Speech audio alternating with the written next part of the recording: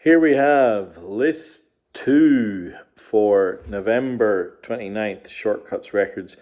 Remember, this price list will go out 9 p.m. sharp on Wednesday evening. This is the jazz and blues and soul list. This is only 9 or 10 records, but there's a case to be made for every one of these records as to why they are worthy of your attention, and I will attempt to make it. If I were to reflect on the legacy of this club for me, it would be the fostering of my love for jazz. Particularly saxophone jazz and trumpet jazz, albeit I'm becoming more and more in love with some aspects of piano jazz as well, but particularly the saxophone and the trumpet. In my 30s and 40s, I'll be 50 in April next year. The saxophone would have been the instrument of maximum cheese for me. Maybe only the flute would put me off more. Now, the flute I was re-energized by the flute because of King Gizzard and the Lizard Wizard. But the saxophone and the trumpet were because of people like Ivan and Olga and David, who doesn't live in Australia anymore, recently left for a new life on the other side of the planet. But you folks introduced me to a lot of these bands and a lot of these musicians that I now love. And if this house was on, touch wood, never going to happen, but if it was on fire and I had to rescue one record, it would be a jazz record, and it would be Blue and Sentimental by Ike Quebec. This record that is the lead-off record for tonight's list is not a saxophonist, this is a trumpeter. It's this record, The Magnificent Thad Jones. The Magnificent Thad Jones. So, trumpeter. Now, this band, I guess he'd been in big bands and various other things, but this was either his first or second record for Blue Note. And it isn't a band where I know all the musicians. I'm starting to get a pretty good handle on these things. So I know Max Roach, the drummer. Obviously, I know Thad Jones, the trumpeter. I've kind of heard of Billy Mitchell, tenor sax, and he's awesome on this record, by the way. But Barry Harris on piano and Percy Heath on bass, not names that I'm overly familiar with. But this record is utterly beautiful, and the name totally works. I always get excited when I see this Obi/sticker, because this is the Japanese 1500 series that I've now grown to love very dearly. The inner on this lists the records that were released by Blue Note in Japan on the 1500 series. Now, the 1500 series was an attempt to, as much as was possible, map to the original release. So if it was mono, it's dead mono. The records all have a little lip on them, just like the Blue Note records of that time. When you take the shrink wrap off, you can feel that it feels almost dusty. And they did that deliberately because that was the sleeve style of the time. So the Magnificent Thad Jones, in this case, it's still in the shrink wrap. So it's in just beautiful condition. So why has this record tickled me so much? Well, firstly, I love the sleeve. It's just iconic. Some of the musicians from Detroit are creating music that is, I think, a little bit more dynamic and groovy than maybe some of the other jazz around this time. Albeit, you've got Art Blakey, Monin, and others that were making great records, but this this one's a little bit different. Part of what I love about it is the ballads. So in this case, the ballad. If someone had told me, which is on side two, it's it's a piano led ballad at least to start with, and then um, the the kind of lyrical motifs that the blowers introduce into this, so the sax and the trumpet. Oh, the man, they weave around each other, and it is really really something. But the masterpiece on this record has to be the final track, Thedia, Thedia. It's 11 minutes of iconic, archetypal hard bop. It is everything that this type of jazz means, and I find it completely addictive. Um, I always point this out. Sleeve notes by the indomitable Leonard Feather. All praise to you, Leonard. It's brilliant. The final paragraph. I am confident that a hearing of these performances will convince you that the adjective applied to Thad Jones for the name of this record was the most fitting one that could be used in the circumstances. I might even close by adding a further definition of the word magnificent, characterized by sensuous splendor or sumptuous adornment, also characterized by grandeur or majestic beauty. You said it, Mr. Webster. I love that. It's great.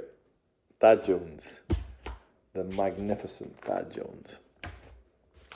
The only record that I could choose to follow that is this. Danger, High Voltage by Betty Wright. Danger, High Voltage on the RCA label. This was not Betty's debut by any means. She'd made a few records by this point. It was 1975. An interesting singer. Could be a powerhouse. Could bring the house down. But the songs that I prefer from Betty Wright are where she's more of a nightingale, more of a songbird, more Ann Peebles than, Aretha. And it's great. It's a full-on soul record, completely of its era. So you do sometimes get a little nip of disco and a little tinkle of kind of that R&B from that time that's purely designed to get you on the dance floor. It's great, and it's got some lovely song titles. For example, Love Don't Grow on a Love Tree. It's better than it sounds. And, don't thank me, baby, thank yourself. There you go. It's rather great, and I do think that is a magnificent sleeve. Danger, High Voltage. Now, Betty Wright went on to have a great career. I mean, she became... There was a period in the 90s when she was either called out or on every iconic rap or kind of modern new soul records. So she's on Baduism, Erykah Badu. She's also on Lil Wayne records and all sorts. Yeah. And I remember sitting on the TV one day and she was on some show with Kanye West before he lost his mind.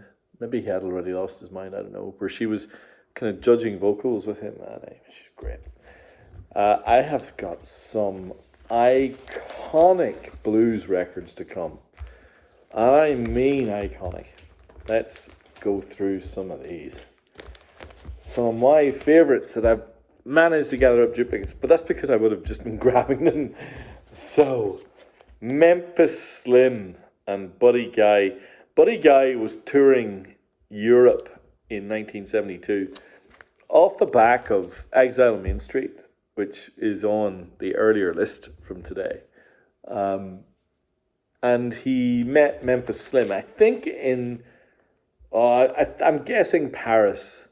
I'm pretty sure it was France. And they laid down the tracks for this record and then kind of finished it through the course of the year on the Blue Star label. And this is the definition of a good time on wax. And it's all on the sleeve. You just imagine these two in the best bar you've ever been, and they're playing, and it's wonderful. Wonderful. Buddy Guy. How do you follow Buddy Guy? Well, maybe with Albert King. Albert King's 1969 record, Hold That Plane. Sorry, no, this is Years Gone By. Hold That Plane came later. Years Gone By on the Stax label. Buddy Guy, as has been documented before here on Shortcuts, one of the few blues artists on the Stax label, and every single one of the Stax blues records that Albert King made is worthy of your time. Every one. The highlight of this one for me is probably Killing the Floor, which is that iconic Howling Wolf song that obviously covered by Electric Flag, covered by Albert King, but also notoriously covered by Led Zeppelin on Led Zeppelin 2. Now in the UK, the first release of Led Zeppelin 2 features a song called Killing the Floor, and it is credited to one Mr. Howlin' Wolf. In subsequent represses of that record, which happened almost immediately, because I imagine Jimmy Page cracked the SH1Ts, it became the Lemon Song.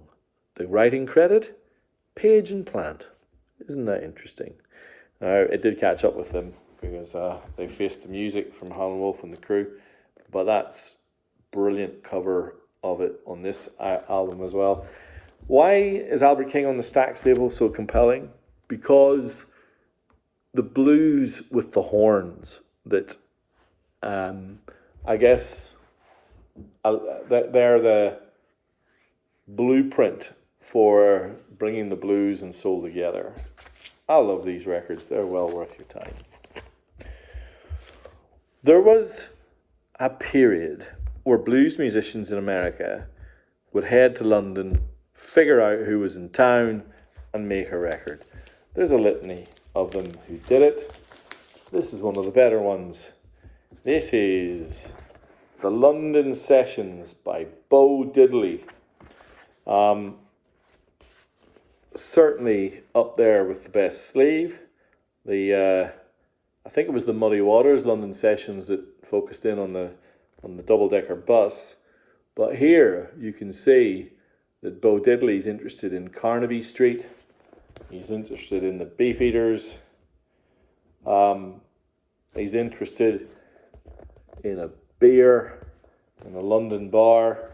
I love his rectangular guitar, that angular sound that he made. He's pretty great. Now, this record has an unbelievable list of musicians. So there were two sessions. There were sessions in London where they laid out some basic tracks, and then they finished it in Chicago.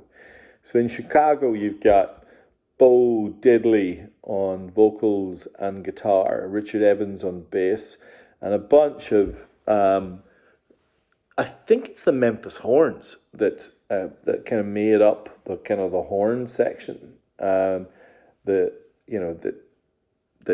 just lights up this sound. But in the UK, you had the likes of Troy Wood and Eddie Hardin, who were all in various bands across the kind of 60s and 70s. A whole bunch of backing singers, full horn arrangements. It just is a lot of fun. And so you get some cover versions. I think my favorite is the version of Going Down by the mighty Alan Toussaint. Now, what's also notable about this record is it is the extremely rare white label promo of that record. Alright, this particular blues artist that I'm going to talk about next, he didn't do a London session. But what I like about this record is it brings together on the Chess label in mono most of this artist's greatest recordings in the 50s and 60s. But the sleeve is just gorgeous. Look at that. The best of Sonny Boy Williamson. Now you can't see, but this sleeve is a matte finish. It's textured. And on the back, you've got his face on red silhouette playing the harmonica, that kind of two-handed style that he perfected. The best of Sonny Bill Williamson. Don't start me to talk and all my love in vain. Cross my heart. All compositions written by Sonny Boy. Too young to die and too old to think. Just magnificent stuff. Beautiful Chess Records mono pressing of that. Just a delight. Now, I've got some soul and some unusual jazz and funk to finish. And then I've got our absolute killer record to end on. But I'm going to go here next. Cannonball Adderley's Accent on Africa. Look at that sleeve. Isn't that spectacular? So it was 1968. I had to, because everything is on this one, everything here is in Japanese. There is literally nothing for me to go on here other than the fact that you've got very African names. And these are all names of songs in African dialects, which you can look up and see where they are, what the dialect is, and what it means. But what is just super special about this record is it's on the really early Capitol Records label on red translucent vinyl. And it is utterly beautiful. Now, what was it? Well, Cannonball Adderley and his brother Nat and other quite famous musicians. Rumor has it that David Axelrod plays piano in this record. But they made a quite funky jazz fusion record where you hear congas and bongos, but also more kind of wind instruments and unusual African textures, but also voices, and all completely uncredited. So you'll hear this funky kind of beat, and then all of a sudden these African choral vocals will come out and this instrument will just appear, and then you can see here on the sleeve that Cannonball plays both kind of tenor and alto sax. And the melody lines that he hits with his brother in particular are just really, really cool. Really cool. I know there are huge Cannonball Adderley fans out there. And I thought, well, this one's the type of record that could be a Christmas treat for that jazz lover in your life. You might love it more than me. For obvious reasons, I think that is really special. The other musician that I'm becoming increasingly addicted to, and interestingly, one of this musician's records is the Vinyl Me Please record of the month for next month. And that record is called Sextant by Herbie Hancock, which was the first of his records where he began to explore jazz in the context of synthesizers and that kind of exploring, first dipping his toe into fusion. And Sextant is probably the most out there of them all. And I think it's a remarkable choice for Vinyl Me Pleased to have as an essential. Now, essentials are the records that Vinyl Me Please typically think just have to have a place in everyone's record collection. So to choose Sextant is extraordinary. It'll be interesting to see how well it goes, but I'm really looking forward to it, because you had Sextant, Headhunters, and then this record. I think this is also 1975, maybe 4 or 5. Herbie Hancock's Thrust. Look at that sleeve. It's the original with the OB, the cap OB. Of the three, now Sextant, I don't know. I'm going to learn more about it when it arrives from Vinyl Me Please. Headhunters we know, melodic giant of a record. But Thrust, and the clues in the name, is magnificently funky. Oh my God, even the drum beat that starts the record, I just find myself leaning in. And so I've been researching the name of the drummer.